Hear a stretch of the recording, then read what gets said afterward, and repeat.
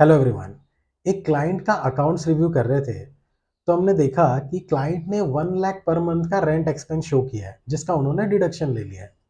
But थोड़ा detail में check किया तो समझ में आया कि उस पे जीएसटी पे नहीं हुआ है। तो हमने क्लाइंट से पूछा, तो क्लाइंट ने कहा कि सर लैंडलॉर्ड जो है वो जीएसटी में रजिस्टर्ड नहीं है, तो यहाँ पे जीएसटी पे करने का तो क्वेश्चन नहीं आना चाहिए। ये बहुत ही कॉमन मिसअंडरस्टैंडिंग है।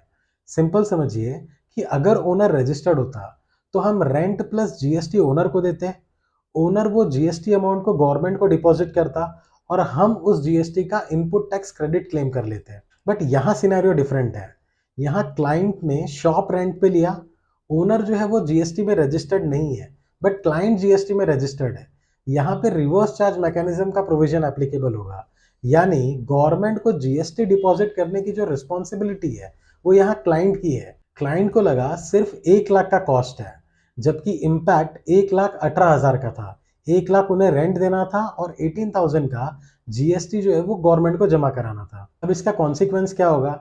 जब नोटिस आएगी तो इस टैक्स के साथ में इंटरेस्ट और पेनल्टी का अमाउंट भी पे करना पड़ेगा और इनपुट टैक्स क्रेडिट क्लेम करने में भी इनको दिक्कत आ सकती है। तो अगर इनको जीएसटी का नॉलेज प्रॉपर होता तो इन्होंने ये अमाउंट टाइमली पे किया होता और इनको आईटीसी क्लेम करने में भी कोई दिक्कत नहीं आती। ऐसी और जानकारी और अपडेट्स के लिए हमारे साथ कनेक्टेड रहिए। Thank you.